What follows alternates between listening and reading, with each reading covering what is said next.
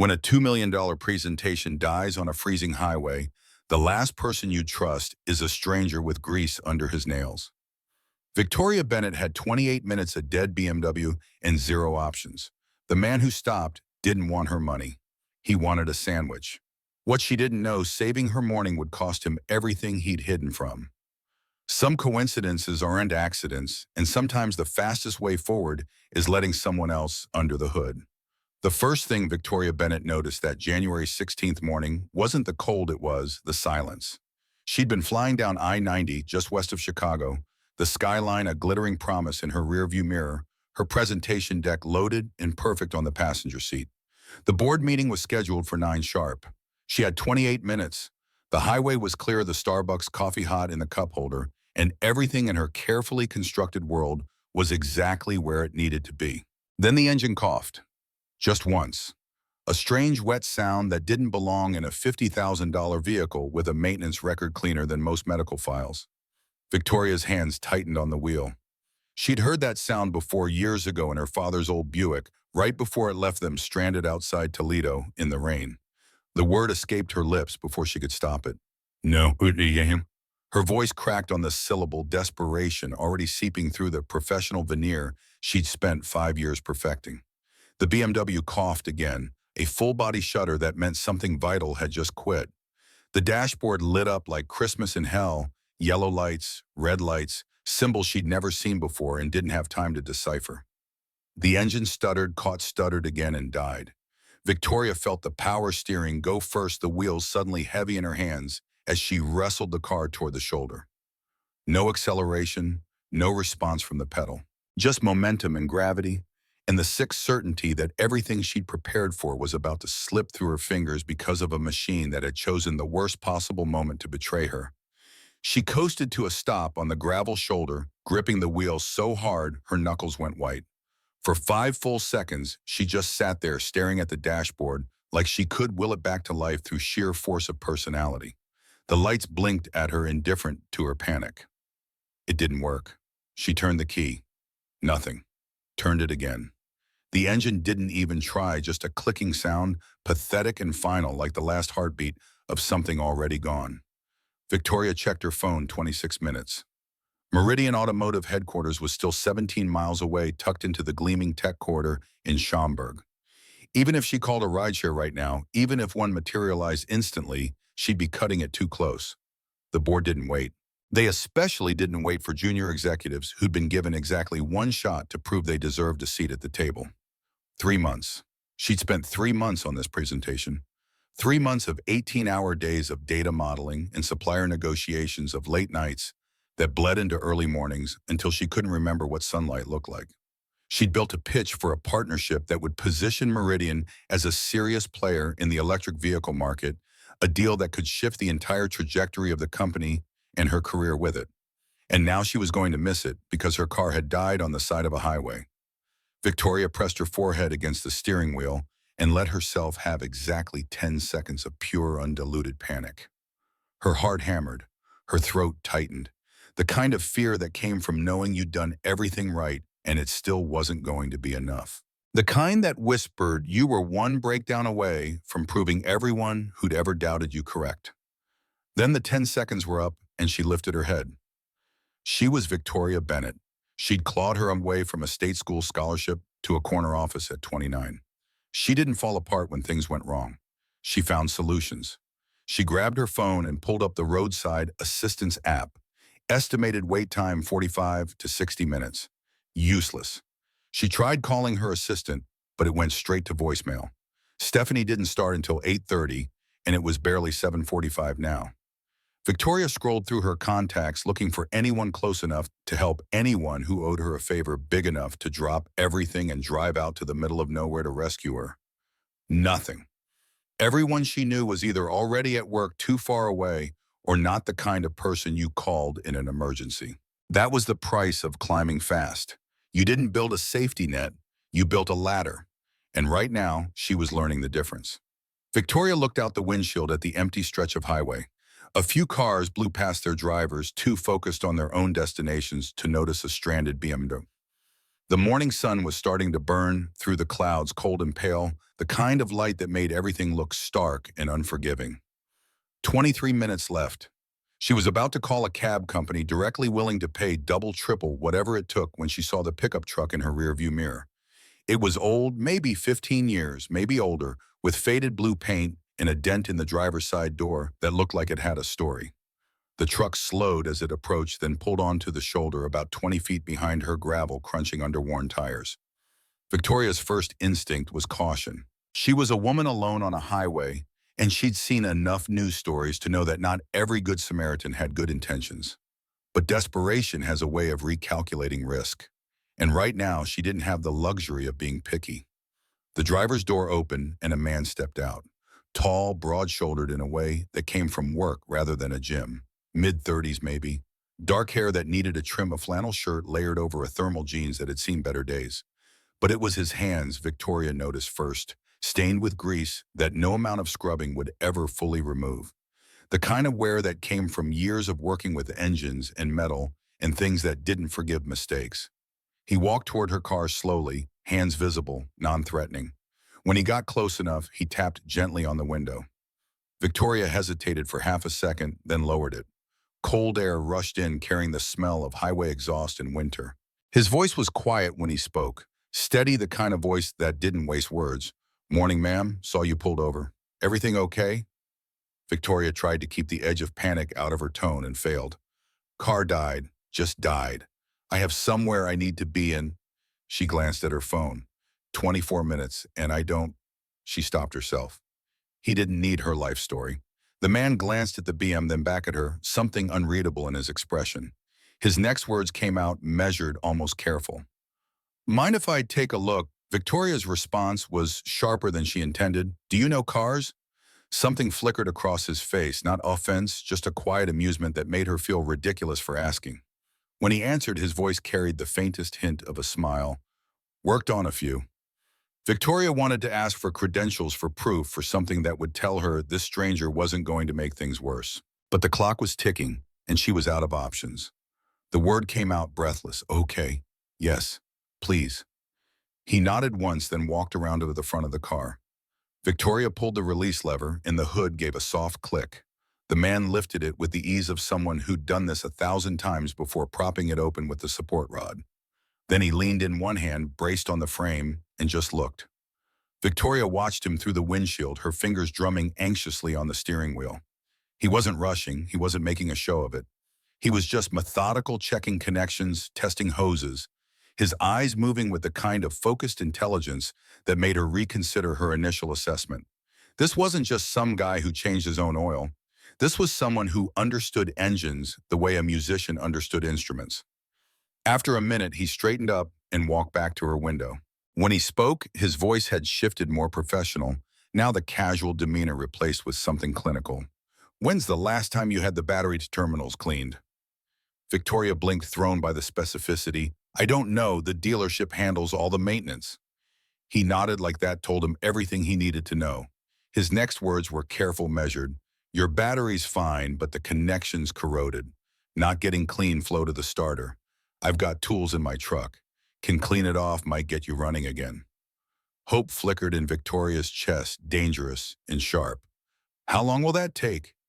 The answer came quick, 10 minutes, maybe 15. Victoria checked her phone. 19 minutes until the meeting. If he could really fix it in 10, she could still make it. She'd be sweating, her hair would be a mess, but she'd be there. The word burst out of her, "Please, I'll pay you whatever you want." The man shook his head, something almost sad in the gesture. "Don't worry about it." He walked back to his truck and returned with a toolbox that looked older than the vehicle itself. Victoria watched as he pulled out a wire brush, a wrench, and a small bottle of something she didn't recognize. Then he went to work, and she found herself oddly mesmerized. She'd never paid much attention to how cars actually functioned. They were tools, appliances, things that either worked or didn't. But watching this stranger move through the engine bay with quiet confidence, every movement deliberate, no wasted motion, she saw something she recognized: mastery. The kind that came from years of practice, from understanding systems at a fundamental level. He loosened the terminal clamps, brushed away the white-green corrosion. with careful strokes, wiped everything down with a rag, then reconnected everything with the same precision. When he spoke again, his voice carried through the cold air. "Try it now." Victoria turned the key. The engine turned over once, twice, then caught. The dashboard lights stabilized. The familiar hum of the motor filled the car, and relief hit her so hard she actually felt dizzy. The words came out breathless, almost a prayer. "Oh, thank God." But then the engine stuttered, coughed. The RPMs dropped sharply, and Victoria's relief curdled into something worse than the original panic. Not again. Please, not again. The engine died, and the silence that followed felt like a verdict. The man was already back under the hood before she could say anything. This time his expression was different, more focused, a small crease between his eyebrows that suggested he'd just encountered something that didn't fit the pattern. Victoria checked her phone 15 minutes. She could feel the opportunity slipping away second by second. Even if he got it running right now, she'd hit traffic. She'd arrive flustered, unprepared, off her game. The board would see it in her face before she said a single word. But there was nothing else to do but wait. She watched the stranger work his hands, moving deeper into the engine, now checking things she couldn't name. At one point, he pulled out his phone and used the flashlight to peer into a space she couldn't see from her angle. He was muttering to himself, too quiet for her to hear, but she could see his lips moving, running through possibilities, diagnosing in real time. 10 minutes left. Victoria's voice cracked when she spoke. "How's it looking?" The answer came without him looking up, and something in his tone made her stomach drop. "Fuel pump relays toast. That's why it keeps dying. Battery issue was just the first symptom." Victoria forced the question out. "Can you fix it?" He was quiet for a moment, and in that silence she heard her career dying. Then, "Not here. You'd need a replacement part." Her voice came out flat, defeated. "So I'm stuck." But he was already shaking his head. "I can bypass it. Temporary fix, but it'll get you where you're going." Victoria leaned forward, hope flaring again. "How temporary?" He glanced back at her, and for the first time she saw something in his eyes that looked like empathy. "Should hold for a day, maybe two. You'll need to get it into a shop after that." The words came out sharp, almost a command. "Do it, please." He nodded and went back to his truck, returning with a small coil of wire and what looked like electrical connectors. Victoria had no idea what he was doing as he spliced into the wiring harness, his fingers moving with practiced speed, but she could see the concentration on his face, the kind of focus that came from someone who'd solved problems like this 100 times before. 5 minutes. She was going to be late. Even if he finished right now, she was going to be late. Victoria pulled out her phone and typed a quick message to Stephanie. "Running behind. Car trouble. Stall if you can." The response came back almost immediately. "Board's already gathering. I'll try." 3 minutes left. The stranger twisted 2 wires together, secured them with electrical tape, then carefully tucked everything back into place. When he spoke, his voice carried a note of finality. "Try it."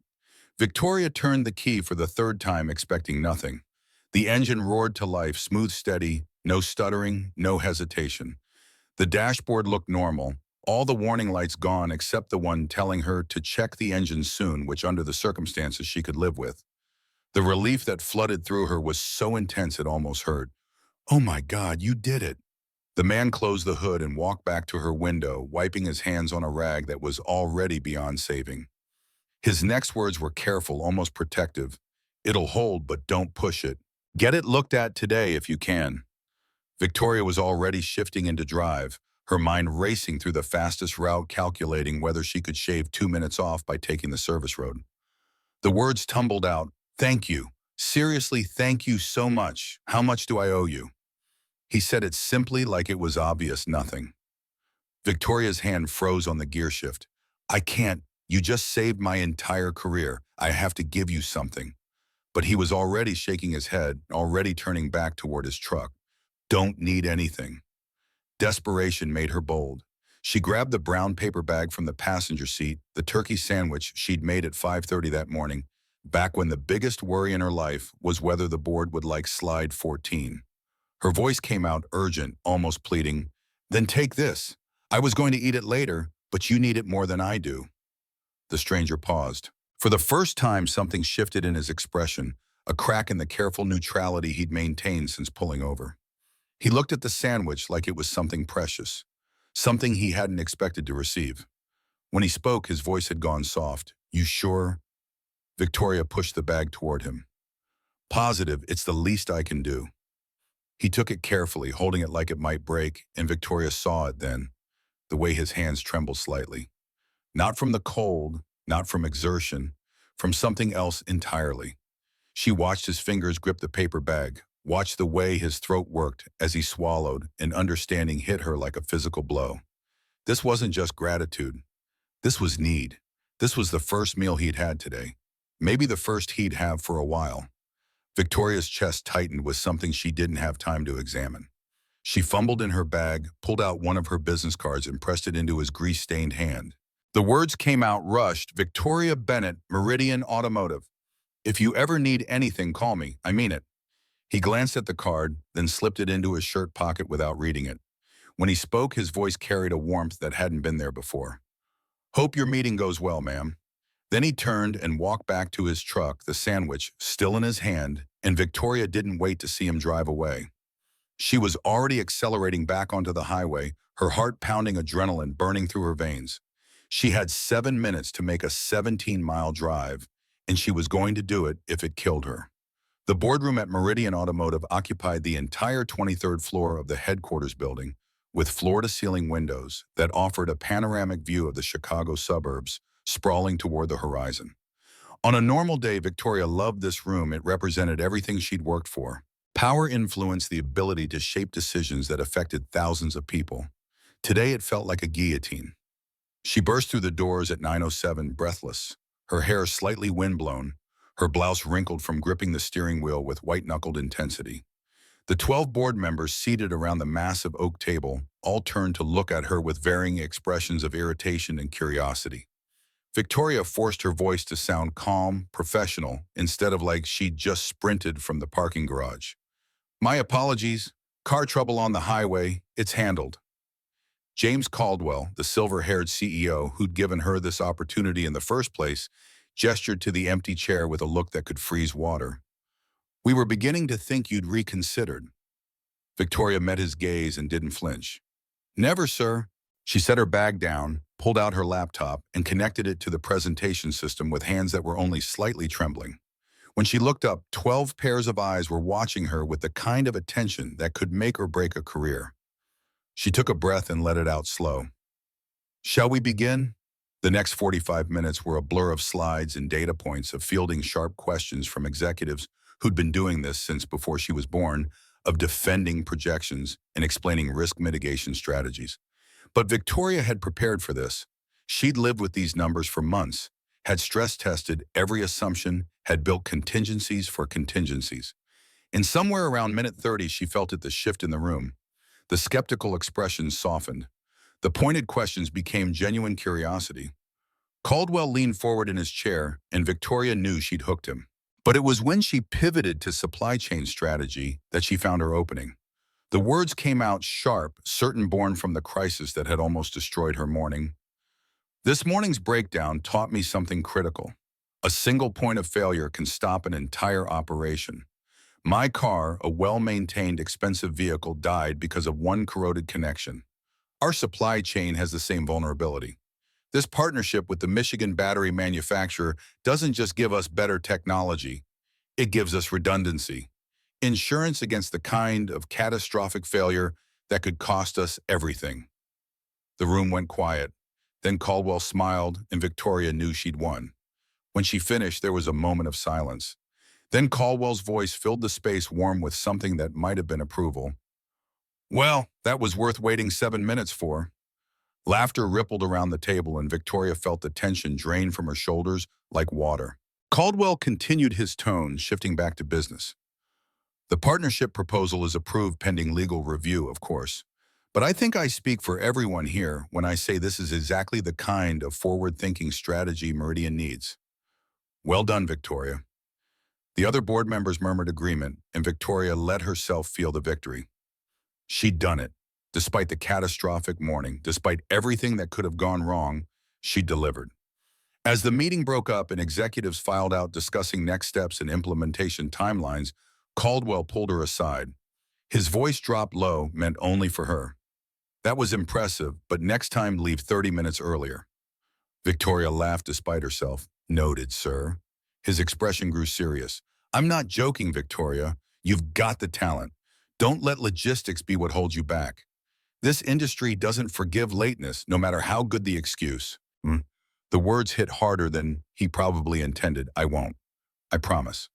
She gathered her things and headed down to the parking garage where her BMW sat in its assigned spot, looking innocent like it hadn't nearly destroyed her entire morning.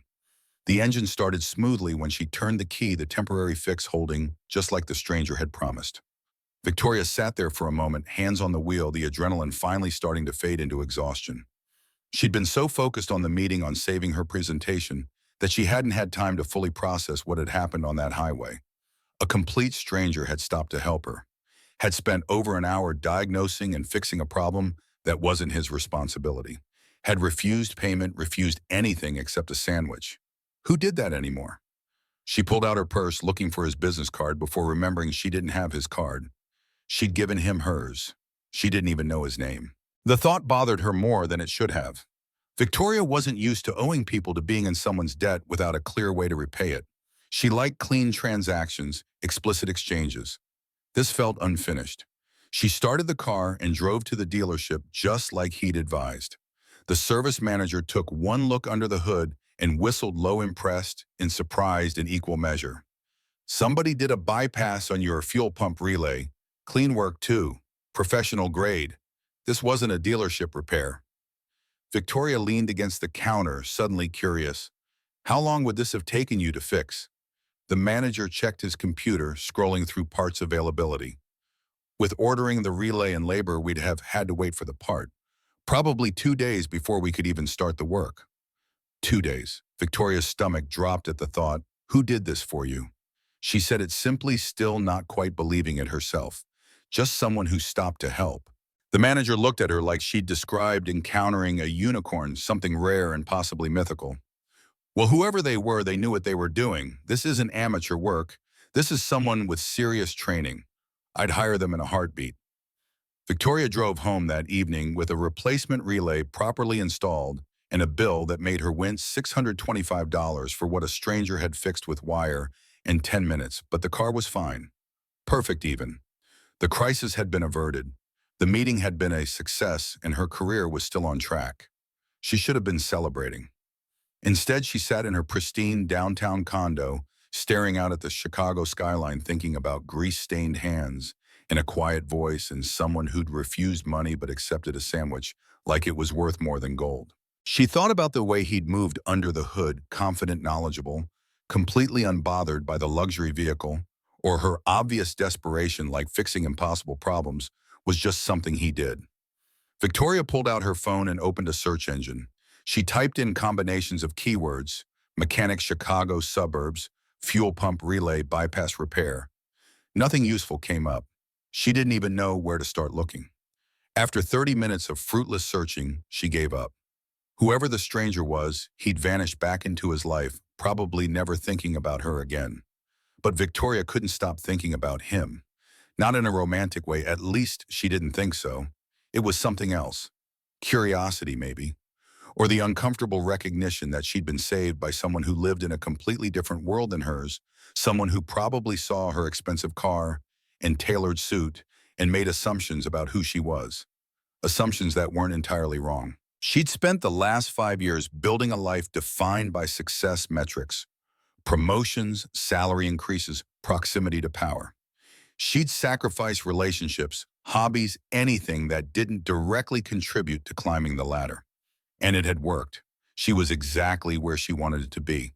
But sitting alone in her condo that night, eating takeout from a container because she'd never learned to cook properly and didn't have time anyway, Victoria found herself wondering what the stranger's life looked like. Did he have family waiting for him when he got home? Friends he met up with on weekends? A life that existed outside the narrow confines of career advancement? She shook her head, annoyed with herself. This was ridiculous. He'd helped her. She'd thanked him. And that was the end of the story. She didn't need to construct some elaborate narrative about a man she'd spent less than 90 minutes with. But when she went to bed that night, she couldn't help looking at her business card identical to the one she'd given him sitting on her nightstand. Her name embossed in crisp black letters, Victoria Bennett, VP of Strategic Development, Meridian Automotive. He had her contact information. If he ever needed anything, he knew how to reach her. The question was, would he? 3 days passed. Victoria threw herself into the partnership implementation, managing the legal review process, coordinating with the supplier teams. The work was demanding, complex, exactly the kind of high-stakes project management that had earned her the VP track in the first place. She didn't think about the stranger. That was a lie. She thought about him at odd moments, waiting for her coffee to brew, stuck in traffic, lying awake at 3 in the morning when her brain wouldn't shut off. But she didn't dwell on it, which was different. On Friday evening, she was working late in her office when her phone rang. Unknown number. She almost declined, probably spam, probably someone trying to sell her extended warranty on a car that didn't need it. But something made her answer. Her voice came out professional, clipped Victoria Bennett. Silence on the other end. Then a voice she recognized, quiet and slightly awkward. Hi, this is probably weird, but you gave me your card a few days ago on I-90. Victoria's breath caught. She sat up straighter, suddenly alert. I remember. Another pause, like he was gathering courage. Truck's fine. I'm actually calling because, okay, this is going to sound strange, but I wanted to say thank you for the sandwich. Victoria felt a smile tugging at her lips despite herself. You called to thank me for a sandwich you already thanked me for. His response came with what sounded like embarrassment. It was a really good sandwich. There was something in his voice, something deeper than the words, and Victoria found herself leaning forward in her chair, curious. I'm glad it helped. He continued, the words coming faster now, like he'd been holding them in. I also wanted to apologize for not introducing myself properly that morning. I was focused on the repair, and I didn't think anyway. I'm Marcus. Marcus Reed. Victoria felt warmth spreading through her chest. It's nice to officially meet you, Marcus. A beat of silence then. You too. How'd your meeting go? The memory made her smile wider. I got there with 3 minutes to spare and completely crushed it. Because of you. So really I should be thanking you again. His voice carried a hint of amusement. We're even then. Victoria's response came quick, certain. We're really not.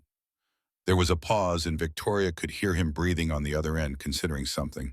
When he spoke again, his voice was careful. Can I buy you dinner properly this time, not just handing you a sandwich on the side of a highway?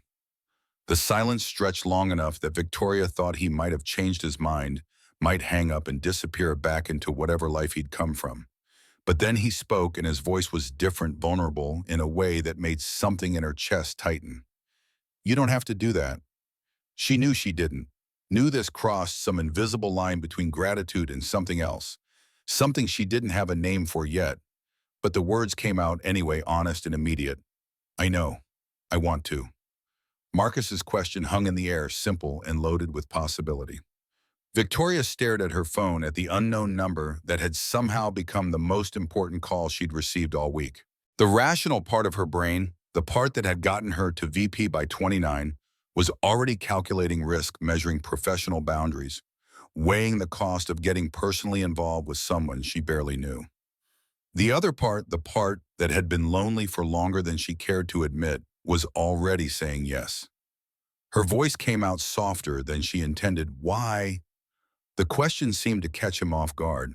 She heard him take a breath, heard the rustle of movement, like he was shifting his weight. Because you helped me when you didn't have to. Because I'm curious how you knew to bypass that relay when the dealership said it'd take 2 days. And because I've been thinking about that morning all week, and I'd like to understand it better. Victoria felt something warm unfurl in her chest. There was honesty in his voice, a vulnerability that didn't match the competent stranger who'd fixed her car without breaking a sweat. When she answered, her own honesty surprised her. Okay, yes, I'd like that. She could hear his relief through the phone. How's Sunday evening? There's a place halfway between wherever you are and, well, wherever I am. Italian. Nothing fancy. They made plans. Lucia's restaurant, 6 o'clock, a strip mall in Elk Grove Village that Victoria had driven past 100 times without noticing. When she hung up, she sat in her office for a long moment, staring at the city lights beyond her window, wondering what she'd just agreed to. Monday morning brought coffee and clarity and the kind of restless energy that made focusing impossible. Victoria found herself opening a new browser tab, her fingers hovering over the keyboard. She told herself she was just being thorough, just doing basic due diligence before meeting a stranger for dinner. She typed Marcus Reed, Engineer, Chicago. The results loaded and Victoria's world tilted sideways. LinkedIn profile dormant since 2020. Senior powertrain engineer at Apex Automotive Solutions, Detroit, Michigan. 6 years of experience. Education, Northwestern University, BS Mechanical Engineering. 2009, MS 2011. The profile photo showed a younger version of the man she'd met, same dark hair, same serious eyes, but without the weight she'd seen on the highway. Victoria clicked through to his publications. 3 technical papers, all co-authored, all published in respected journals. The titles were dense with terminology she only half understood, but the citations told a different story. His 2017 paper on hybrid thermal dynamics had been referenced 43 times. His 2018 work on cooling systems for electric vehicles had been cited 67 times. This wasn't amateur work. This was cutting-edge research.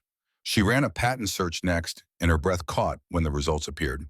U.S. Patent 10-234-567, Integrated Thermal Management System for High-Density Battery Applications.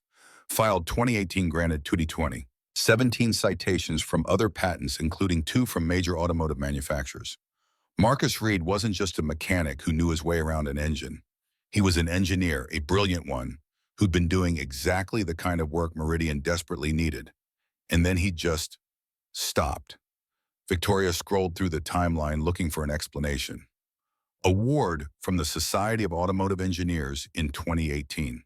Employee of the Year at Apex in 2017. A speaking engagement at an industry conference in 2019. And then nothing after March 2020. His LinkedIn went silent. No new papers, no new patents, just a void where a promising career should have continued. She tried different search terms, looking for anything that might explain the gap. Marcus Reed, Detroit 2020. Marcus Reed, Apex Automotive. Marcus Reed. The obituary appeared on the 3rd page of results, and Victoria's heart stopped. Rachel Marie Reed, age 34, of Detroit, Michigan, passed away peacefully on March 15, 2020, after a courageous battle with leukemia. Beloved wife of Marcus Reed and devoted mother to Emma Reed IV. Rachel was a baker, a volunteer at St. Andrew's Church, and a friend to all who knew her. Memorial service will be held Thursday, March 19th at 2 in the afternoon. In lieu of flowers, donations may be made to the Leukemia and Lymphoma Society. The photo accompanying the obituary showed a woman with kind eyes and a warm smile, her arm around a little girl who looked exactly like her. Victoria stared at the image until it blurred her throat tight with an emotion she couldn't name. Marcus had lost his wife 4 years ago. His daughter had been 4 years old, the same age Victoria had been, when she'd lost her father, old enough to remember, young enough for the memories to eventually fade into something soft and unreliable. And he'd quit his career right after. The timeline matched perfectly. March 2020, Rachel died. April 2020, Marcus's last day at Apex according to his employment history. Everything after that was silence. Victoria closed the browser and sat back in her chair, her mind reeling. The man who'd stopped to help her, who'd refused payment, who'd taken a sandwich like it was treasure, that man had been one of the brightest engineers in the electric vehicle field. That man had walked away from everything to raise his daughter alone. That man had every reason to be bitter, to be broken, to drive past a stranded stranger without a second thought. Instead, he'd stopped, fixed her car, asked for nothing. Victoria picked up her phone and stared at Caldwell's contact information. Meridian's EV division was struggling. The thermal management issues had been a thorn in their side for months, bleeding time and money with no solution in sight. Diana Chen was brilliant, but even she'd admitted they were stuck. They'd interviewed 6 candidates for a technical lead position, and every single one had been inadequate. 2, theoretical, too inexperienced, or too expensive. And Victoria had just discovered a patent-holding engineer with 6 years of cutting-edge experience who was apparently working as a freelance mechanic. The professional move was obvious. Recruit him, offer him a position, bring that talent back into the industry where it belonged. But the ethical question was harder. Marcus had walked away from this world for a reason. He'd chosen his daughter over his career, chosen presence over prestige. Was it right to try to pull him back? To dangle opportunity in front of someone who'd already made his peace with a different life? Victoria thought about the tremor in his hands when he'd taken the sandwich. Thought about the worn jeans in the old truck and the fact that he'd been surprised by her offer of breakfast. Whatever peace Marcus had made with his new life, it wasn't comfortable. It wasn't stable. She made her decision. Diana Chen was in the lab when Victoria found her surrounded by battery schematics and looking frustrated. She looked up when Victoria approached, hope and exhaustion warring in her expression. "Please tell me you have good news about the supplier timeline." Victoria pulled up a chair. "Different news. I need your honest opinion about something." 20 minutes later, Diana was staring at Marcus's publication history on Victoria's tablet, her eyes wide. "This guy? This is the guy who fixed your car." Victoria nodded, with wire and tape and a toolbox that looked like it belonged in a museum. Diana scrolled through the patent details, her engineering mind clearly working through the implications. "His thermal management system is elegant. I've seen manufacturers licensing this design, and he just stopped 4 years ago." Victoria's voice went quiet. "His wife died. Cancer. He has a daughter." Understanding dawned in Diana's eyes. "Oh." They sat in silence for a moment. Then Diana set down the tablet and looked at Victoria with the kind of directness that had made her Victoria's favorite colleague.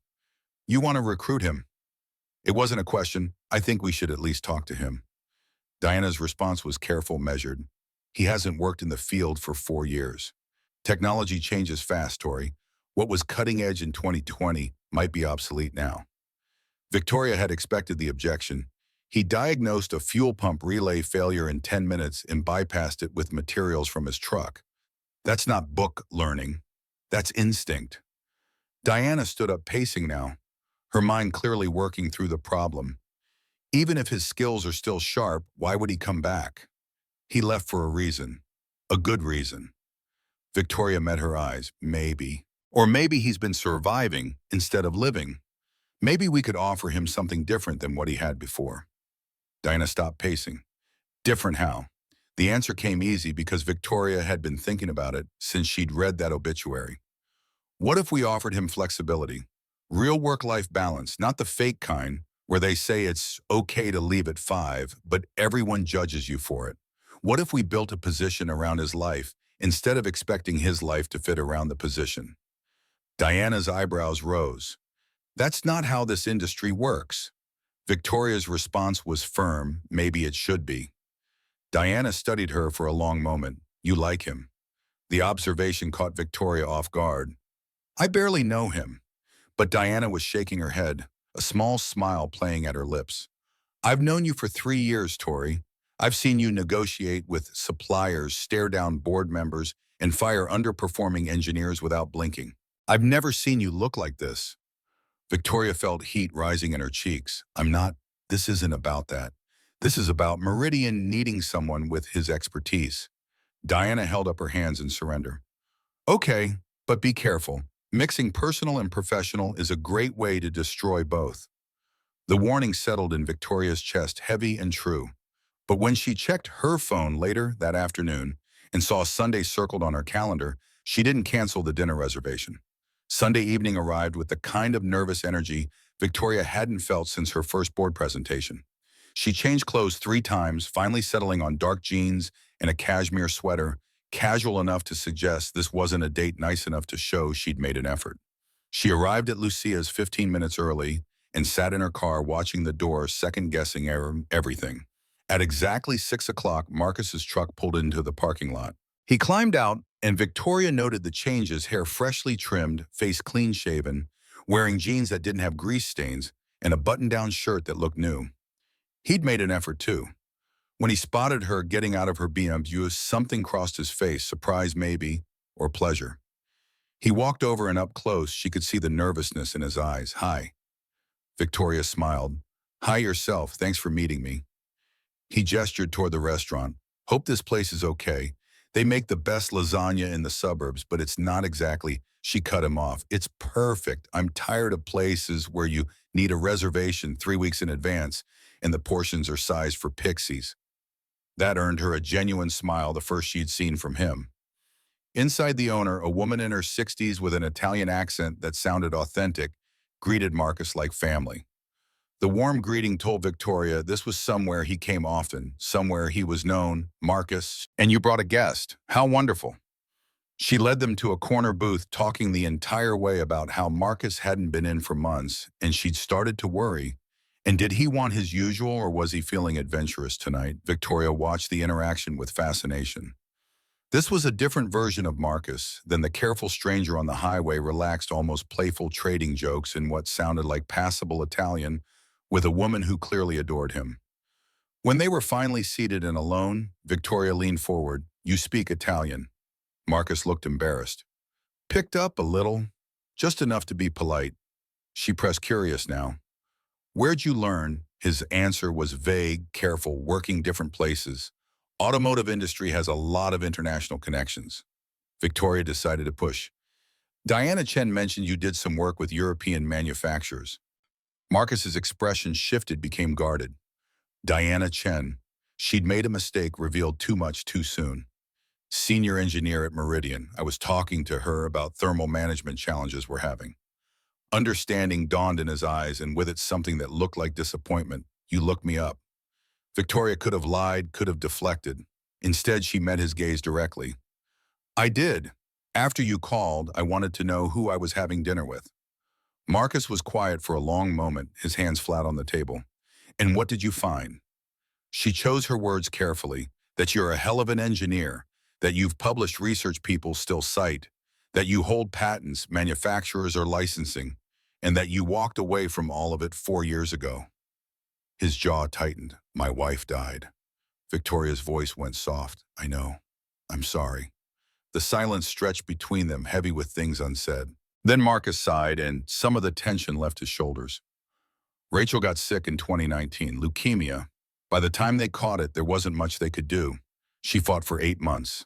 I was so focused on my career, on the next project, on proving myself, that I missed it. Missed her getting sick, missed the signs, missed everything until it was too late. Victoria felt her throat tighten. Marcus. But he wasn't finished. After she died, I couldn't go back. Couldn't keep pretending that designing engines mattered when I'd failed at the one thing that actually did. So I quit, moved back to Chicago to be near her family, and focused on raising Emma. The name hit Victoria like a physical thing, your daughter. Marcus's face softened when he spoke about her. She's 8 now, smart as hell, loves to draw, wants to be a veterinarian. She's the reason I get up in the morning, the reason I do anything. Victoria understood then why he'd stopped for her on the highway, why he'd refused payment, why the sandwich had mattered so much. This wasn't about cars or engineering or even basic human decency. This was about a man trying to remember what it felt like to be useful, to have skills that meant something, to make a difference in someone's day. Her next words came from somewhere deeper than professional calculation. You didn't fail, Marcus. You're raising a daughter alone while dealing with grief most people can't even imagine. That's not failure.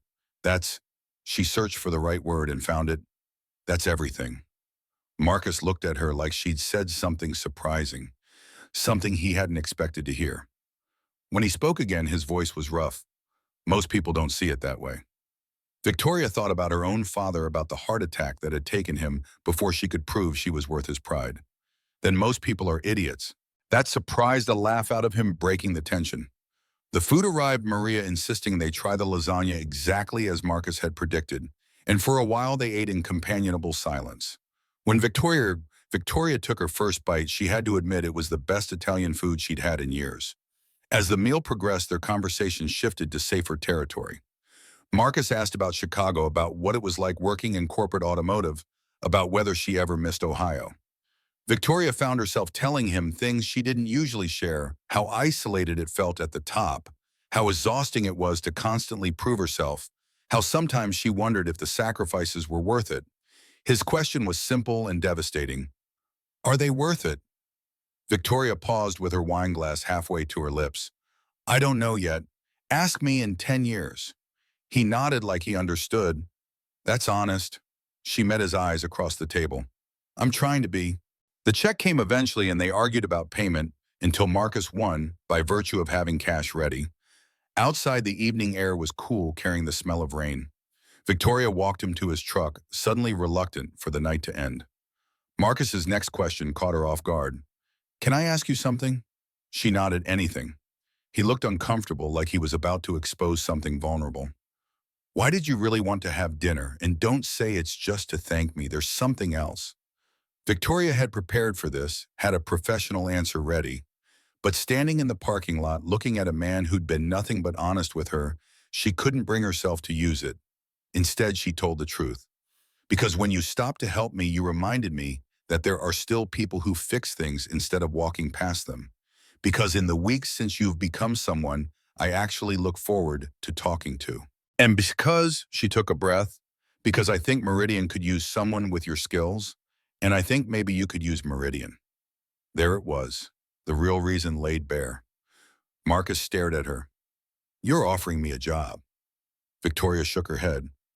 "I'm offering you a conversation about what it might look like if you came back to engineering on your terms, not the industry's. About building something that accommodates Emma instead of competing with her. About whether there's a version of this that works for your life." Marcus was quiet for a long moment. When he finally spoke, his voice was careful. "I can't go back to what I had before. I won't make the same mistakes." Victoria's response was immediate. "Then don't. Make different ones." He almost smiled at that. "You make it sound simple." She didn't flinch from his gaze. "It won't be, but maybe it's worth exploring." Marcus looked at his truck, at the faded paint and the dent in the door. "I need to think about it." "Talk to Emma." Victoria pulled a folder from her bag she'd prepared. "This brought it just in case." "Fair enough, but before you decide, would you be willing to look at something? Just look, no commitment." He took the folder, cautious. "What is it?" She told him simply, "A problem my team can't solve." Saturday morning found Victoria pacing in Meridian's parking garage, checking her phone every 30 seconds. Marcus had agreed to come see the lab, but she could tell he was conflicted, pulled between curiosity and self-protection. When his truck finally appeared, she felt relief and nerves in equal measure. He climbed out, looking uncomfortable in new jeans and a flannel that still had crease marks from the package. "I shouldn't be here." Victoria met him halfway. 30 minutes. If you don't feel anything, we leave." "Deal." Marcus studied her face, searching for something. "Deal." The R&D facility was mostly empty on a Saturday, just a skeleton crew running tests. Victoria badged them through security and led Marcus down a corridor lined with photos of classic Meridian vehicles, sedans from the 70s, SUVs from the 90s, prototypes that had never made it to production. She watched him take it in, saw the way his eyes lingered on the technical specs listed under each photo. When they reached the lab, Marcus stopped in the doorway. The space was massive workbenches and diagnostic equipment and prototype vehicles in various stages of assembly. Engineers moved between stations, their conversations a mix of technical jargon and creative problem-solving. Victoria saw Marcus's hands twitch at his sides, muscle memory, wanting to reach out and touch, to examine, to understand. His voice came out quiet. "This is incredible." Victoria stayed back, letting him process. "Want to look around?" He nodded, unable to speak, and she watched as he approached the nearest prototype. It was Meridian's latest EV design, sleek and modern, the battery bay exposed for testing. Marcus circled it slowly, hands hovering but not touching, studying every angle with an intensity that made Victoria's chest tight. Diana emerged from her office, stopping short when she saw Marcus. "Oh, hi." Victoria made introductions. "Diana Chen, meet Marcus Reed. Marcus, Diana's our senior engineer and the person keeping this whole operation from falling apart." Diana's eyes went wide with recognition. She knew exactly who Marcus was. "Wait, the Marcus Reed from the Hybrid Thermodynamics paper."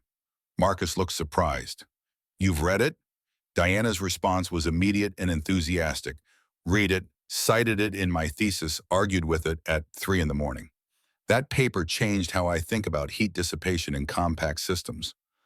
Victoria watched Marcus process this, saw pride and discomfort warring in his expression. He deflected. "It was team research. I can't take all the credit."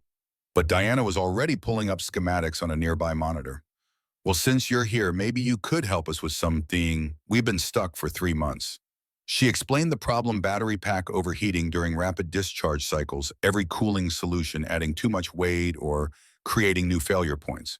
Victoria had seen this presentation 6 times now, knew every variable, every constraint. Watching Marcus study it, she saw his eyes moving across the data with practiced speed, his mind clearly working through possibilities.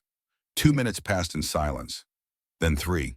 A younger engineer, Tyler Webb, fresh from MIT and full of competitive energy, whispered to his colleague, "Guy hasn't worked in 4 years. Good luck." Marcus's head came up, his eyes still on the screen. "Your coolant routing is wrong." Diana blinked. "Wrong how?" Marcus stepped closer to the monitor, his finger tracing paths through the schematic. "You're treating this like a grid system fighting natural heat distribution. But thermodynamics wants to flow in helical patterns, not linear. If you reverse this path and add a secondary buffer here, you'd reduce peak temperature by 15, maybe 18%, without adding weight." The room went silent. Diana's fingers flew across the keyboard, pulling up simulation software, inputting Marcus's suggestions. The team gathered around as the program calculated, ran models, projected results. When the numbers appeared, Victoria heard someone gasp. 17.8% efficiency improvement, 4.2 pounds weight reduction, cost-neutral implementation. Diana's voice was reverent. "That's brilliant. Why didn't we see that?" Marcus shrugged, uncomfortable with the attention. "You were too close to it. Fresh perspective helps." Tyler's earlier skepticism had vanished, replaced with grudging respect. Victoria was about to say something when she noticed movement in her peripheral vision. James Caldwell was descending the stairs from the observation deck, where he'd apparently been watching the entire exchange. Caldwell's voice carried authority as he approached. "Mr. Reed, James Caldwell, CEO." Marcus shook his hand, clearly surprised. "Sir." Caldwell didn't waste time. "That was impressive. You solved in 2 minutes what my team couldn't crack in 3 months." Marcus deflected again. They were close, just needed. But Caldwell cut him off. "Let's not downplay what I just witnessed. I'd like to offer you a consulting position. 3 months, part-time, flexible hours. Work from home when needed. Single mission fix our thermal integration. We'll pay consultant rate $150 an hour. If it works out, we discuss something permanent. If it doesn't, you walk away with experience and fair compensation." Victoria saw Marcus's throat work as he swallowed. "I have a daughter, 8 years old. She's my first priority, non-negotiable." Caldwell's expression softened. "Understood. My children are grown now, but I remember what it was like. We'll work around your schedule, not the other way around." Marcus turned to Victoria and she saw the question in his eyes. She kept her face neutral, didn't push, just waited. This had to be his choice. Finally, Marcus looked back at Caldwell. "I need to talk to my daughter first. I'll call you Monday." Caldwell handed him a business card. "My direct line. We'd be lucky to have you, Mr. Reed." After Caldwell left, Marcus walked back to the prototype one more time. He placed his palm flat against the chassis, and Victoria heard him whisper something so quietly she almost missed it. "You would have loved this, Rachel." That night, Marcus sat at his kitchen table while Emma colored dragons in purple and gold. The apartment was small, 2 bedrooms in a building that had seen better days, but it was theirs, filled with Emma's artwork and photos of Rachel and the life they were building from the pieces of the one they'd lost. Emma looked up from her drawing. "How was your thing?" Marcus considered how much to tell her. It was good, interesting. She studied him with eyes too perceptive for 8 years old. "You're thinking about something big." He couldn't hide anything from her, never could. "You remember how Daddy used to work on electric cars before Mommy got sick?" Emma's expression grew careful, a little bit. Marcus took a breath. "Someone asked if I want to help build them again, here in Chicago. But it would mean my schedule changes sometimes. I'd still pick you up from school, still have dinner together. But I might work some evenings after you go to bed, or some Saturdays while Mrs. Chen watches you." Emma set down her crayon. "Would it make you happy?" The question caught him off guard. "Maybe. I don't know. I miss it sometimes, using my brain that way." Emma's eyes filled with tears and Marcus's heart clenched. "What's wrong, sweetie?" Her voice came out small. "Are you sad, Daddy?" Marcus moved to kneel beside her chair. "What?" "No, baby." But Emma was shaking her head. You've been sad for so long, since Mommy, I can tell. The words hit Marcus like a physical blow. Em. She ran to her room and returned with a photo he hadn't seen in years, him and Rachel at an engineering conference, both in professional clothes, smiling, his arm around her obviously pregnant belly. Emma must have found it in one of the boxes he'd never had the courage to unpack. Emma's voice was fierce despite the tears. Mommy would want you to smile like this again, wouldn't she? Marcus pulled his daughter into his arms, his own tears falling now. Yeah, baby. Yeah, she would. Emma pulled back to look at him. Then you should do it. Work on the cars. I want you to smile, Daddy. I want you to be happy. Marcus held her tight, marveling at the wisdom children carried, at how his 8-year-old daughter understood things he'd been too scared to admit to himself. When he finally spoke, his voice was rough with emotion. You know what, kiddo? You're the smartest person I know. Emma smiled through her tears. I have a good teacher. Then with the devastating directness only children possess. Plus, Ms. Victoria seems nice. Is she going to be around more if you take the job? Marcus felt heat rise in his face. We're friends, Em, just friends. Emma gave him a look that said she knew better. Okay, Daddy, whatever you say. Sunday evening, Marcus called Victoria. When she answered, he could hear the hope in her voice. Marcus, he didn't make her wait. We're in. There was a pause then. His chest felt lighter than it had in years. Emma and I, she gave her blessing, said she wants to see me smiling about work again. Victoria's voice went soft with emotion. She sounds pretty incredible. Marcus looked at the photo Emma had returned to his nightstand, him and Rachel smiling, their whole future ahead of them. She is, gets it from her mom. Wednesday morning arrived with Marcus standing in Meridian's parking garage at 8:15, feeling like a fraud in department store clothes that still had the tags cut off that morning. The button-down collar felt like a noose. The shoes were stiff and loud on the concrete. He'd spent 4 years in work boots and grease-stained jeans, and now he was supposed to walk into a corporate office and pretend he belonged. Victoria met him in the lobby, and her smile was genuine. You didn't have to buy new clothes. He tugged at the collar. Couldn't show up in my regular gear. Her eyes were kind. You look great, also extremely uncomfortable. He managed to smile. That obvious she led him through security, through corridors that smelled like expensive coffee, and ambition to the R&D wing where Diana was waiting with the rest of the team. Introductions were made, Diana warm and welcoming, Tyler polite but clearly skeptical. Sarah Kim professional and reserved, Jonathan Harris friendly in an earnest way that reminded Marcus of younger colleagues from Apex. Tyler's first question had an edge to it. No offense, but tech's changed a lot since 2020. How current are you on the latest developments? Marcus kept his voice level.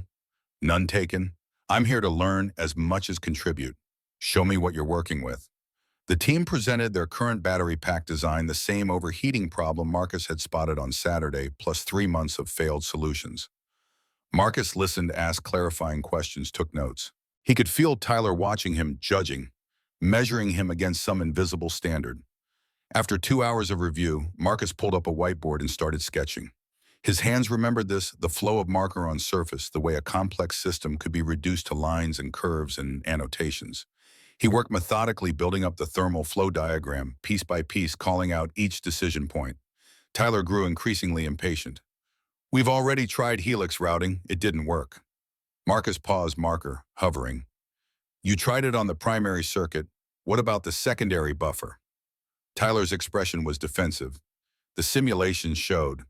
But Diana was already at her computer running new models based on Marcus's sketch. The room fell silent as numbers populated, as the simulation showed heat distribution patterns that actually worked. 18.3% efficiency improvement, 4 pounds lighter. Cost reduction of 12% due to simplified components. Tyler stared at the screen. That actually works. Huh. Diana's voice carried something like awe. Marcus, this is exactly what we needed. Marcus set down the marker, uncomfortable with the praise. You would have gotten there eventually.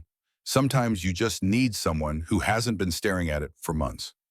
At 3:30, Marcus closed his laptop and stood. The room went quiet. Tyler's voice carried challenge. We usually work until 6. Marcus met his eyes. I pick up my daughter at 4. That's the arrangement. The silence stretched awkward and tense. Then Victoria's voice cut through from the doorway. Marcus's hours are approved by me and Caldwell. Questions. No one spoke. Victoria's gaze swept the room. Good. See you tomorrow, Marcus. In the parking garage, Marcus checked his phone and found a text from Emma. How was your first day, Daddy? He typed back. Good. Really good. Tell you all about it at dinner. Her response came immediately. Did you smile? Marcus looked at the message, then up at the building where he'd just spent the day doing work that mattered, solving problems that would affect thousands of vehicles, using skills he'd thought were dead and buried. He thought about Diana's enthusiasm, about the moment the simulation had confirmed his solution, about the way his hands had moved across that whiteboard like they'd never stopped. He typed, Yeah, kiddo, I smiled. The weeks that followed settled into a rhythm that surprised Marcus with its ease. Every morning at 7:45, he'd arrive at Meridian to find Victoria already in the break room, 2 coffees waiting, one black for him, one with too much cream for her. They'd sit by the window overlooking the parking lot and talk for 15 minutes before the day consumed them both. These conversations became the scaffolding of something Marcus couldn't quite name. Victoria told him about her mother in Ohio, about the phone calls she avoided and the guilt that followed, about an engagement that had ended when her fiancé asked her to choose between him and her career, about waking up at 29 with everything she'd worked for and no one to share it with. Marcus found himself sharing things he hadn't spoken aloud in years. How Rachel used to leave notes in his lunch, little drawings and terrible puns that made him smile in the middle of difficult days. How Emma still slept with one of Rachel's old sweaters, the scent long faded but the comfort somehow still there. How some mornings he woke up and forgot, just for a second, that Rachel was gone, and how that forgetting hurt worse than the remembering. One morning, Victoria's voice went quiet as she stared into her coffee. Do you think it's possible to be excellent at work and still have a life outside of it? Marcus considered the question, thought about the years at Apex when he'd stayed late every night chasing promotions and patents while Rachel handled everything at home. I used to think you had to choose. Work or family, ambition or presence. Now I think maybe the real skill is knowing when to stop. When to say this meeting can wait, this deadline isn't worth missing dinner, this promotion isn't worth losing the people you love. Victoria's eyes met his and something passed between them that felt like recognition. That's not what they teach you in business school. His response came with a weight born from experience. No, you learn that lesson a different way, usually when it's too late. The prototype development accelerated through October. Marcus's thermal redesign moved from simulation to physical testing, and every benchmark came back better than projected. The team's skepticism, Tyler's especially, had evolved into something approaching respect. Marcus made a point of explaining his reasoning of teaching rather than just directing, and he watched understanding dawn in their eyes. By mid-November, Caldwell was talking about accelerating the timeline for investor presentations. The board wanted to see a working demonstration before year-end.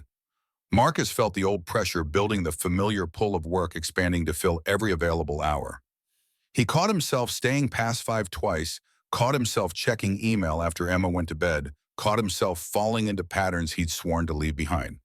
Victoria noticed. She always noticed.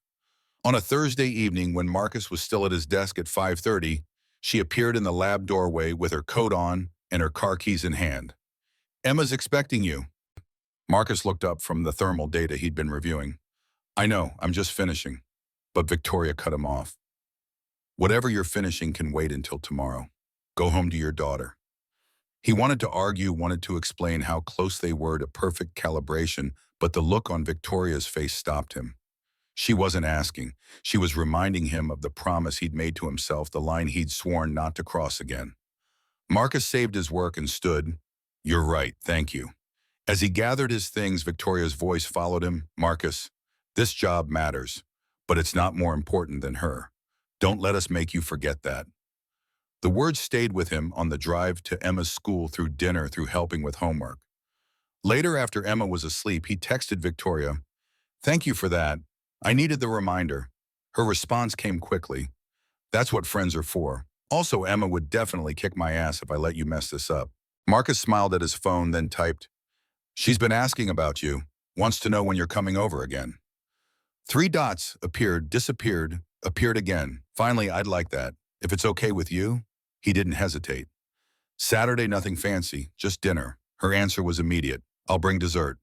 Saturday evening arrived with Emma vibrating with nervous energy. She'd changed clothes 3 times, rearranged her drawings on the fridge, and given Marcus a 20-minute lecture on proper table manners. When the doorbell rang at 6, she made Marcus wait a full 5 seconds before letting him answer it. Victoria stood in the hallway with a bakery box in one hand and flowers in the other, looking uncertain in a way Marcus had never seen. Emma peered around Marcus's legs, suddenly shy, and Marcus felt his heart do something complicated in his chest. Victoria knelt down to Emma's level. Hi, Emma. Your dad's told me so much about you. I'm Victoria. Emma's voice came out quiet. You can call me Em. Everybody does. Victoria smiled. Then you can call me Tori if you want. That seemed to break the ice. Emma took Tori's hand and dragged her inside, launching into a tour that covered every square foot of their small apartment. Marcus watched Tori admire Emma's artwork, meet Sparky the hamster listen with genuine interest as Emma explained her system for organizing her colored pencils. There was nothing performative about it, nothing fake. Tori was seeing his daughter, really seeing her, and Marcus felt something shift in his chest. Dinner was spaghetti. Emma had insisted on helping cook, which meant there was sauce on the ceiling and noodles on the floor, but the result was edible, and the process had been filled with laughter. Tori fit into their small kitchen like she'd always been there, chopping vegetables, while Emma narrated the entire plot of her favorite book series, and Marcus tried not to burn the garlic bread. They were halfway through the meal when Emma dropped the bomb with the casual brutality only children possess. Tori, are you my dad's girlfriend? Marcus choked on his water. Tori's fork froze halfway to her mouth. For 3 seconds, nobody moved. Then Marcus found his voice. Tori's my friend from work. Emma's expression suggested she wasn't buying it. Oh, okay. The disappointment in her voice was clear, and Marcus felt heat crawling up his neck. He risked a glance at Tori, found her looking at her plate with color high on her cheeks. The silence stretched uncomfortable and loaded until Emma blessedly changed the subject to the upcoming school play. After dinner, Emma showed Tori her memory book, the collection of photos and drawings and stories about Rachel that they'd been building together. Marcus watched from the doorway as his daughter explained each page as Tori listened with the kind of attention that couldn't be faked. Emma pointed to a photo of Rachel covered in flour, laughing. That's my mommy. She made really good cookies. She's in heaven now. Tori's voice was gentle. She was beautiful. You look just like her. Emma beamed. People say that a lot. Then with the directness Marcus had learned to expect. Do you think you could make cookies with me sometime I have mommy's recipe? Marcus saw Tori's eyes go bright with unshed tears. I would love that, Em. I'd be honored. At 8:30, Emma hugged Tori goodnight with an enthusiasm that suggested a verdict had been reached and approved. After Marcus tucked her in, he found Tori on the small balcony, staring out at the city lights. He stepped out beside her. Sorry about the girlfriend question. Tori didn't look at him. She's protective of you. Marcus leaned against the railing. She's been through a lot. Lost her mom, watched me fall apart, had to grow up too fast. She deserves stability. Tori turned to face him, and in the dim light from the apartment, her expression was unreadable. And what do you deserve, Marcus? The question caught him off guard. I don't know what you mean. But Tori stepped closer, and suddenly the air between them felt charged. I think you do. Marcus's heart was hammering now. Tori. She cut him off. Would it be terrible if I wanted Emma's question to have a different answer? The words hung between them, impossible to unsay. Marcus felt like he was standing at the edge of something vast and terrifying. I don't know if I'm ready. Emma's not ready, and you're the person who gave me this job. I can't risk. But Tori's hand was on his arm, warm through his sleeve. Risk what? Being happy, letting someone in. Marcus looked down at her, at the woman who had stopped to thank a stranger for a sandwich, who'd researched him and offered him a second chance, who'd just spent 3 hours winning over his daughter with such natural grace, it made his chest ache. He thought about the way she smiled at him over morning coffee, the way she'd pushed him out the door to be with Emma, the way she'd knelt on their kitchen floor to help his daughter learn fractions. The space between them close to inches. Marcus could see the flecks of gold in her eyes, could count her heartbeat in the pulse at her throat. When he spoke, his voice came out rough. I'm terrified. Terrified of feeling this for someone who isn't Rachel. Terrified that being happy means betraying her memory. Terrified that if I let you in, I'll lose you too. Tori's free hand came up to cup his face. I'm terrified too. Terrified I'm not enough. Terrified you'll realize I'm just work, that without my career I'm nobody. Terrified I can't compete with a memory. Marcus covered her hand with his. You're not nobody. You're the person who saw me broken down and didn't see a project to fix. You saw someone worth believing in. They leaned in together, slow and inevitable, and Marcus was a heartbeat away from closing the distance when Emma's voice crackled through the baby monitor. Daddy! They sprang apart like teenagers caught by parents. Emma's voice came again, sleepy and uncertain. I had a bad dream. Marcus closed his eyes, caught between want and responsibility. I should... Tori was already stepping back. Go, she needs you. Marcus paused in the doorway. Will you stay? Just until I get her settled? Tori's smile was soft. Of course. 20 minutes later, after stories and water and reassurances that the monster in Emma's dream wasn't real, Marcus returned to find Tori gathering her things. She looked up when he entered, and the moment from the balcony hung between them unresolved. Marcus's voice came out quiet. Tori, about what almost happened. But she was shaking her head. You were right. It's complicated. You're not ready. Emma needs stability, and I'm technically your supervisor. We should probably just... Marcus moved closer. Ignore it. Tori met his eyes, and he saw the same want there that was tearing him apart. For now, maybe that's smart. Marcus felt something in his chest crack. I don't feel very smart right now. Tori's whisper was barely audible. Me neither. She left, and Marcus stood in his small living room, staring at the door she'd closed behind her, feeling like he'd just made either the wisest or the stupidest decision of his life. December brought pressure of a different kind. The prototype demonstration was scheduled for December 15th. Board members, major investors, automotive journalists, everything riding on one flawless performance. Marcus and the team worked 18-hour days testing and retesting, calibrating and recalibrating, hunting for any possible point of failure. The morning of the demonstration arrived cold and bright. Marcus had been up since 4, running through scenarios, double-checking connections. Diana found him in the lab at 6, already on his third coffee. You need to breathe, we're ready. But Marcus couldn't shake the knot in his stomach. There's too many variables, too many things that could go wrong. Diana put a hand on his shoulder. We've tested this system 200 times. It works, Marcus. Trust it. At 9 sharp, the boardroom filled with people whose opinions could make or break Meridian's future. Marcus stood beside the prototype with Diana acutely aware of every eye on him. Tyler manned the diagnostic station, Sarah managed the power systems, Jonathan monitored the thermal sensors. Caldwell made opening remarks, then turned the floor over to Marcus. The presentation started flawlessly. Battery charging at unprecedented speeds, cooling system, maintaining optimal temperatures, efficiency numbers that made the investors lean forward in their seats. Marcus walked them through each innovation, explained the science behind the design, fielded technical questions, with the confidence born from months of living inside the system. They were 35 minutes in when the warning light appeared. Marcus saw it before anyone else, a thermal spike in the secondary buffer temperature, climbing faster than the cooling system could compensate. Not catastrophic, but serious. The kind of flaw that could cascade into failure if left unchecked. He moved to the diagnostic station, his mind racing through possibilities, when the system kicked into safe mode and shut down. The room went silent. Every investor, every board member, every journalist staring at the dead prototype. Gerald Whitmore's voice cut through the quiet like a blade. What just happened? Marcus forced his voice to stay level. Thermal regulation failure. We're investigating now. But Whitmore wasn't having it. You had one job, Mr. Reed, deliver a working prototype, and you've just embarrassed us in front of our largest potential investors. Caldwell tried to intervene. Gerald let them diagnose before Whitmore stood. I've seen enough. This is what happens when we hire based on sentiment rather than current qualifications. The investors were gathering their things, murmuring to each other. The journalists were taking notes. Marcus felt his second chance slipping away, felt 4 years of rebuilding collapse under the weight of one failure. That evening, Marcus and Diana stayed in the lab until 2 a.m, combing through logs and data. When they found it, Marcus felt his stomach drop.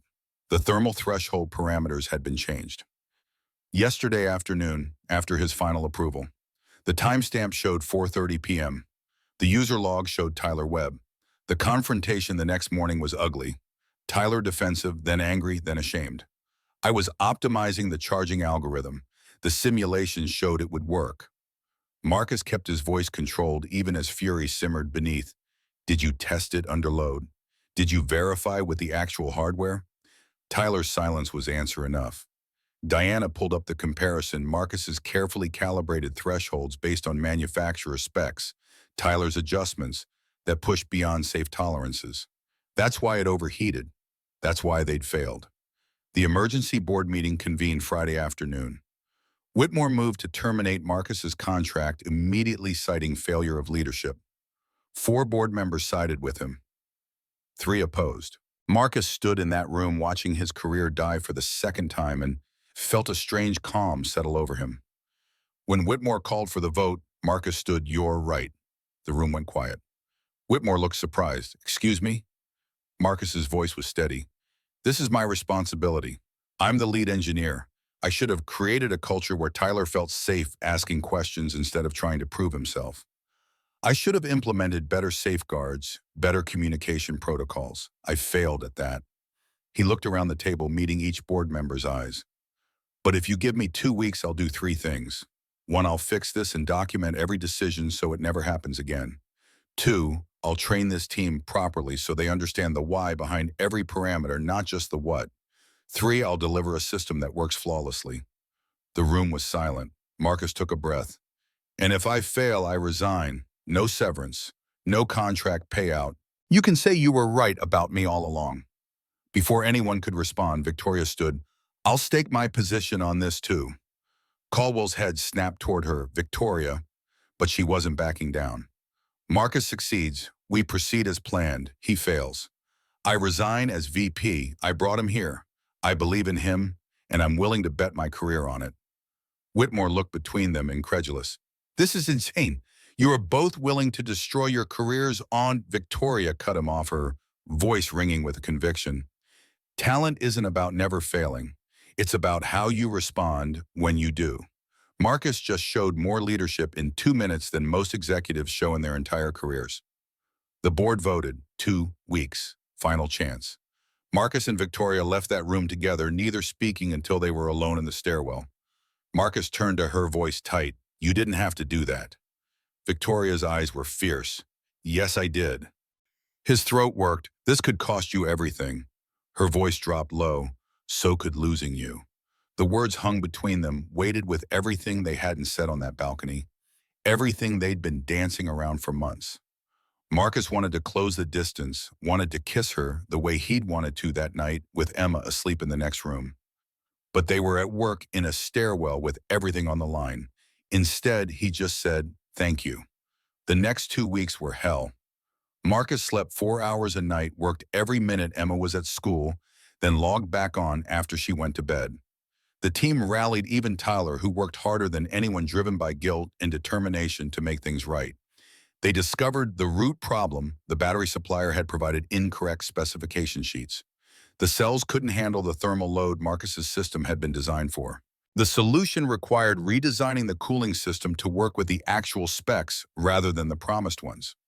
Marcus worked through the problem methodically, building an adaptive system that monitored cell temperature in real time and adjusted cooling dynamically.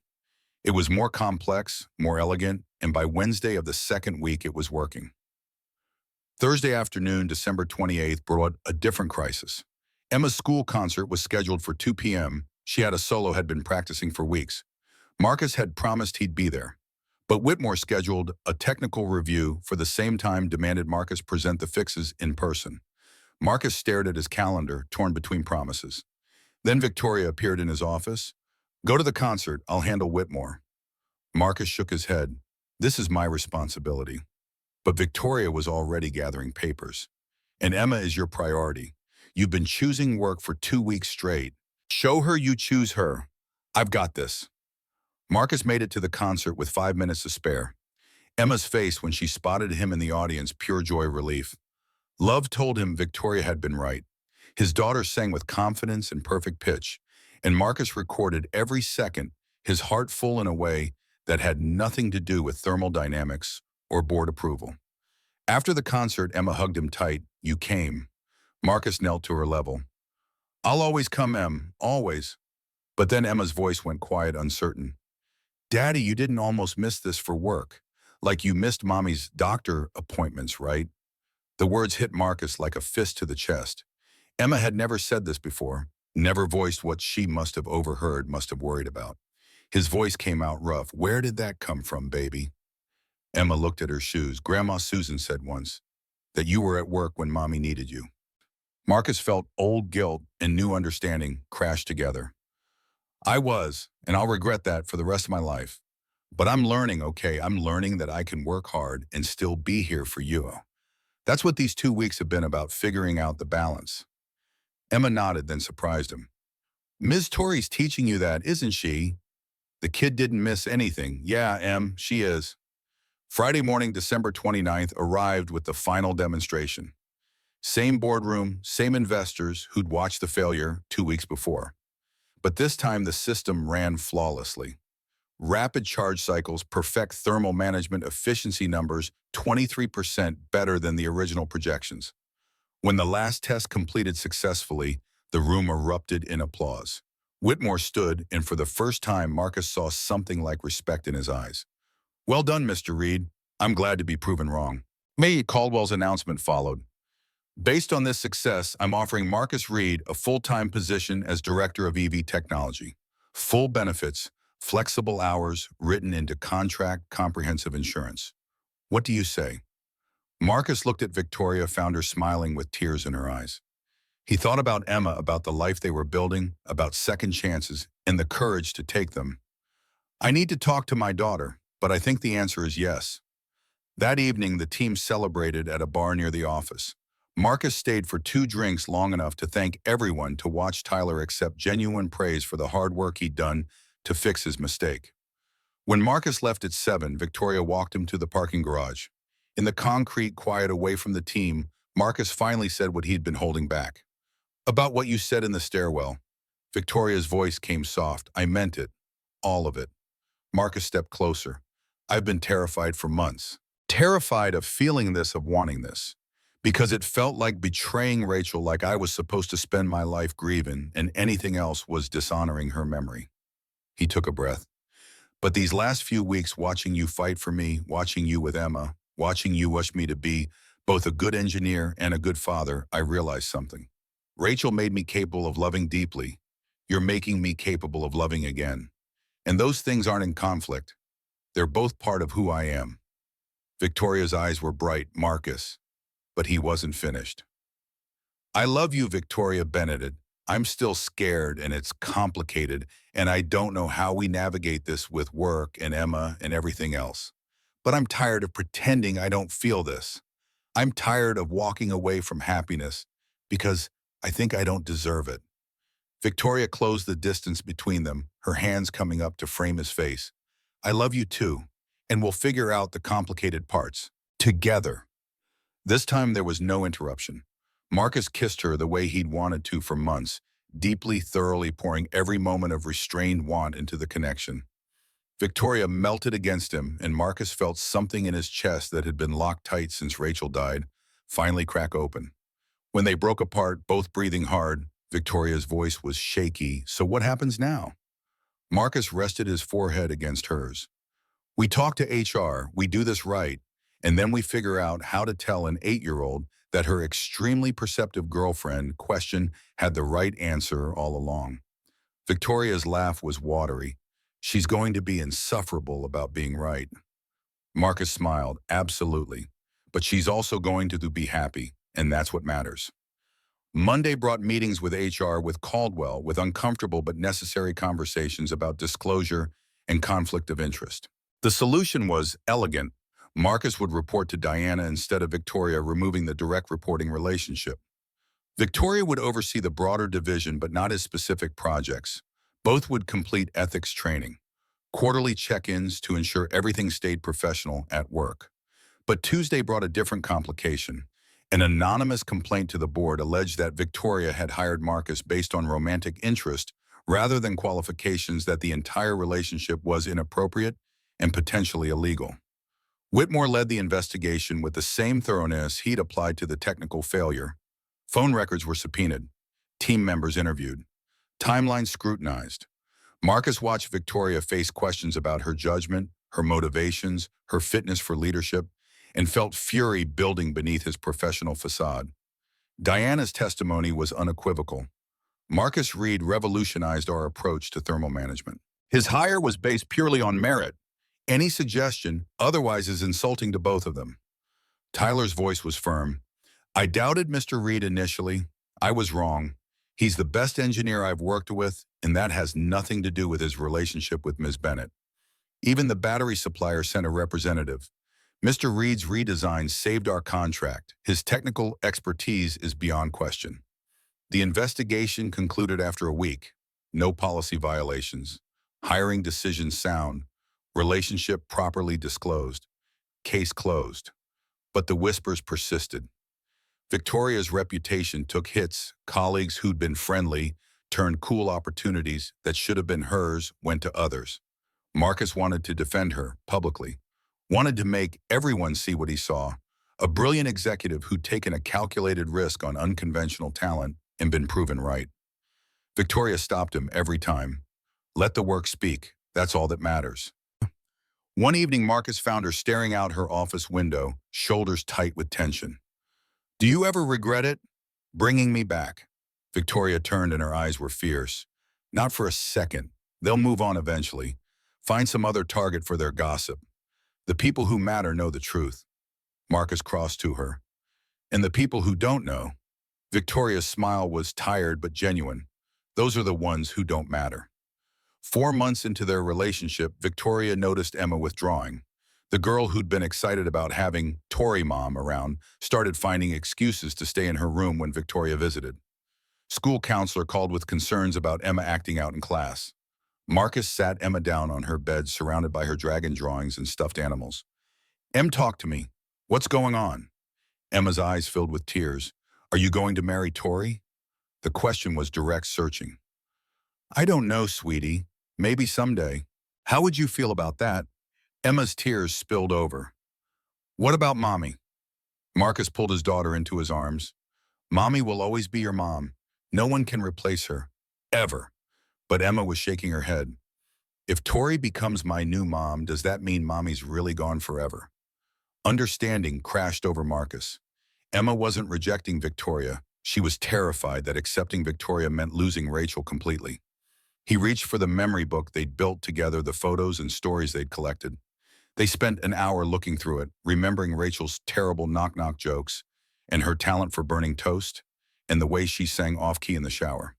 Marcus talked about how love didn't have a limit, how hearts expanded rather than replacing. His voice was gentle. I think Mommy would want us to be happy.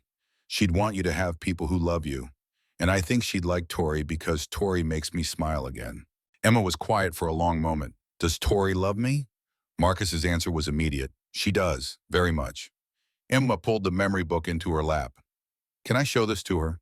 So she knows about Mommy. Marcus felt his eyes sting. You want to? Emma nodded. If Tori's going to be part of our family, she should know who Mommy was.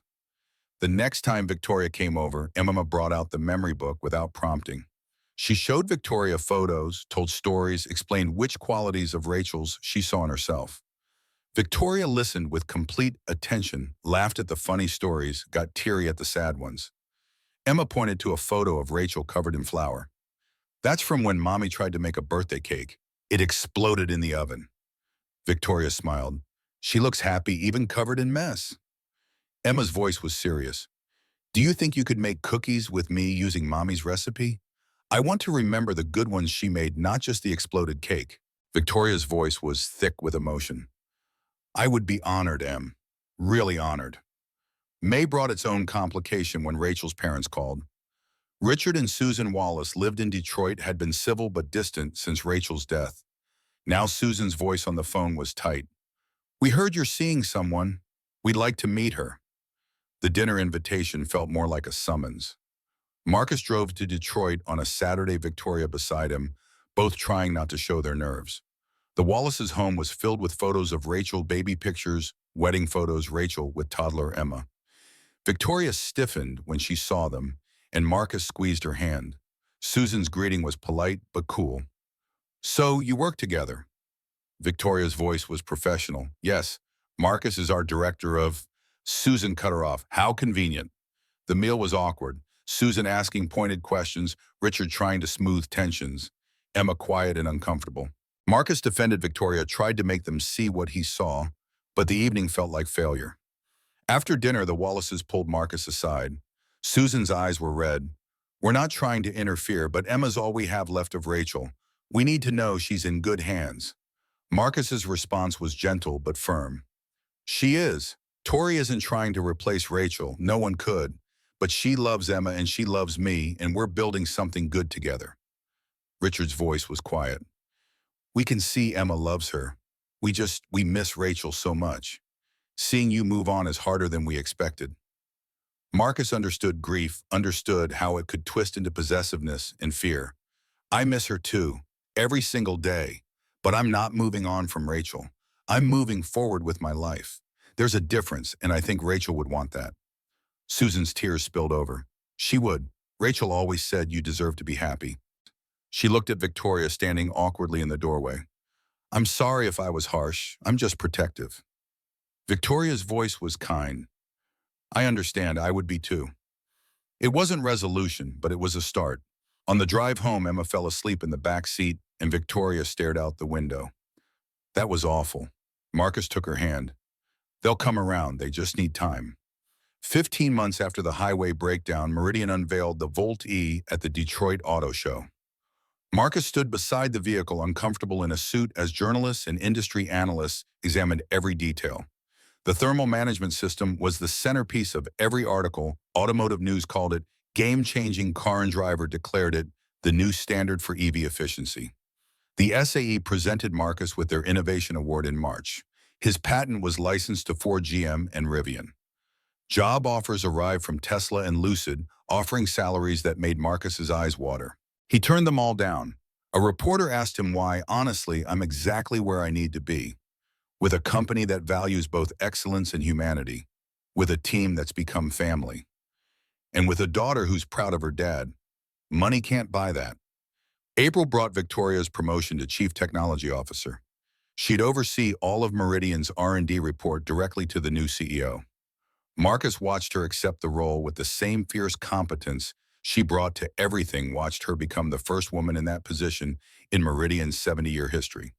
They bought a house in Elmhurst in June, 3 bedrooms, a yard, good schools. Emma claimed the room with the best light for drawing. They converted the garage into an art studio. The golden retriever puppy arrived in July, named Sparky 2, in honor of the hamster who'd passed peacefully in his sleep. January 16th arrived cold and clear, exactly 1 year after Victoria's BMW had died on I-90. Marcus told Victoria he wanted to take her somewhere, wouldn't explain further. Emma was in on the secret, grinning when Marcus picked up his keys. They drove west on I-90, and Victoria realized where they were going when Marcus pulled onto the shoulder at the exact spot where they'd met. He turned off the engine, and the morning sun was the same pale gold it had been a year before. Marcus's voice was steady. "You remember this spot?" Victoria smiled. "Best car trouble I ever had."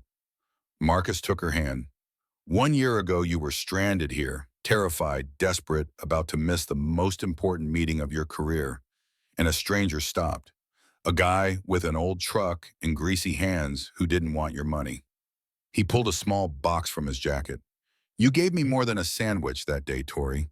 You gave me a reason to believe I could be more than my grief. You saw someone worth investing in when I'd given up on myself." Victoria's eyes were already filling Marcus, but he was opening the box, revealing a ring that caught the morning light. "I don't have fancy words. I'm an engineer, not a poet. But I know this. You're the best decision I've made since Emma. You make me better, better father, better engineer, better man, and I want to make that permanent." His voice cracked slightly. "Victoria Bennett, will you marry me?" Victoria's tears spilled over, and her laugh was joyful. "You know what's crazy? When my car died here, I thought my world was ending. Turns out it was just beginning." She took a breath, smiled through tears. Yes, Marcus Reed. 1,000 times, yes. Marcus slipped the ring on her finger and they kissed on the shoulder of I-90 as morning commuters rushed past, too focused on their own destinations, to notice the couple marking the spot where everything had changed. A car door slammed behind them. Emma emerged from Marcus's truck where she'd been hiding and ran toward them. She said yes. The three of them embraced on the highway shoulder, and Emma's voice was gleeful. I knew it. I called it back at that first dinner. Victoria laughed. You absolutely did. Emma pulled back, her expression suddenly serious. Can I call you Tori, Mom? Not Mom, Mom. Just Tori, Mom. Victoria's voice broke. I would love that more than anything, Em. The wedding happened in July at Millennium Park, small and intimate, with 60 guests. Emma served as junior bride in a purple dress she'd picked herself. Diana stood as maid of honor. Caldwell walked Victoria down the aisle and the Wallaces attended with smiles that looked almost genuine. Marcus's vows were simple. I vowed to love Rachel until death parted us, and I did. I thought that vow meant I was finished loving. But you taught me that the heart doesn't have limits, it expands. Rachel made me the man who could appreciate you. You made me the man who could live again. I vow to love you, honor you, and never let work come before our family. Victoria's voice was steady despite tears. I spent 29 years believing success meant sacrifice.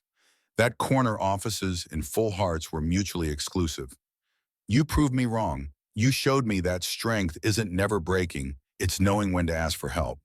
I vow to be your partner in everything, work, parenting, Emma's science projects, and life's inevitable breakdowns.